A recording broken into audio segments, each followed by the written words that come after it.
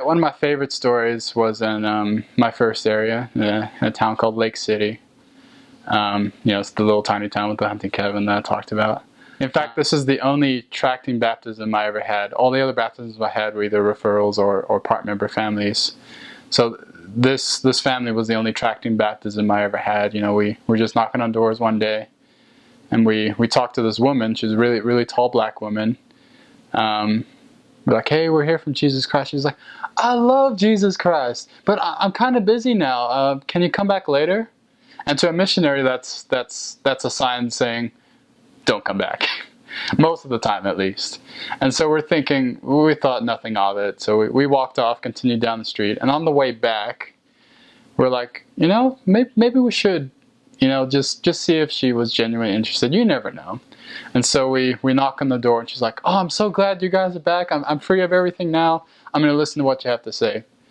And probably one of the most receptive people that we ever taught. Her husband was a different animal altogether. I mean, he was also extremely faithful.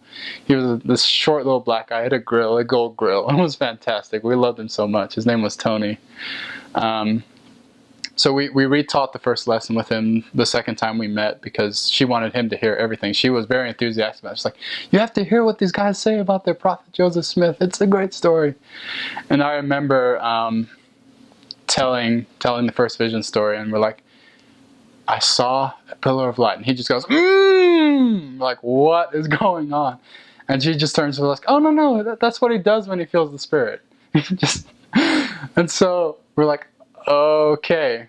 So we knew he was feeling the Spirit. I didn't think he was trying to make fun of us because he did it in church. He would do like, just very quietly, obviously, but he would still do it.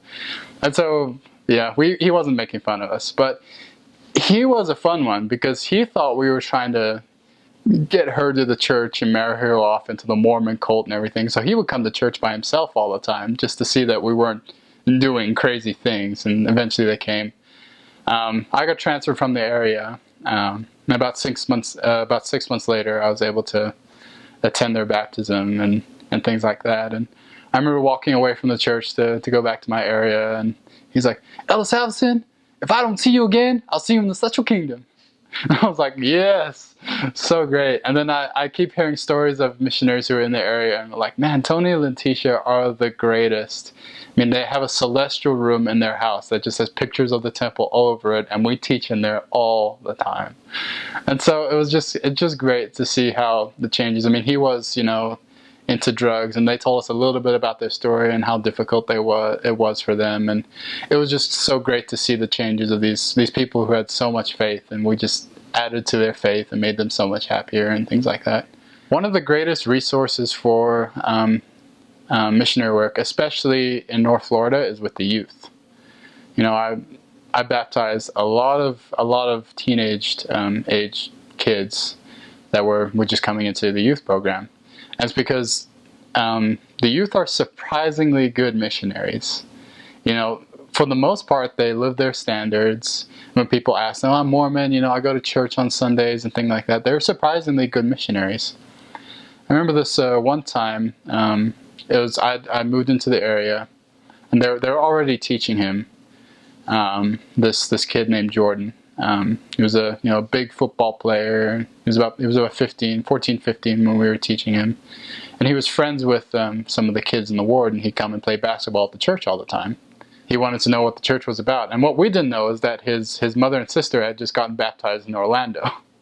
And they were living apart at the time. He was living with his grandmother, and his mom and sister just got baptized in Orlando, and we had no idea. And so we ended up teaching him and everything, and he was all gung-ho, ready to get baptized. And I remember our zone leaders coming to do his baptismal interview. And he lived in kind of a rough area of town. It was really ghetto. I mean, there were gangs and stuff in the area.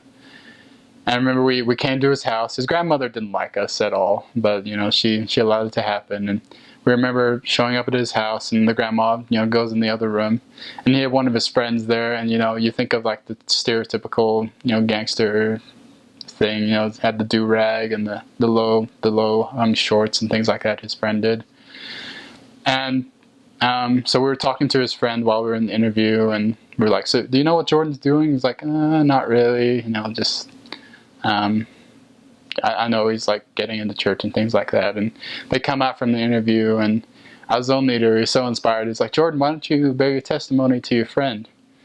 And this 14-year-old kid, he's like, I wanted to know if this church was true. I just really wanted to know, and I knelt down on my knees and I prayed to know if the Book of Mormon was true. And there's nothing I can't say that says that the Book of Mormon is not true. And we're like, 14-year-old kid just bore the most powerful testimony to his friend, where you wouldn't think, you'd think he maybe a little trying to be cool to his friend. You're like, no, it's fine, I'll tell you later. But right there and then, he just bore his testimony, this powerful testimony, to his friend. And it makes us realize, maybe Joseph Smith could have had his experience when he was 14. That's when the sacred grove became real to me, more real at least, is that this 14-year-old kid just bore a powerful testimony to his friend. And then I realized, oh, Joseph Smith was the same age. I guess it is more plausible than I really comprehended. And so it was a really fun experience seeing that.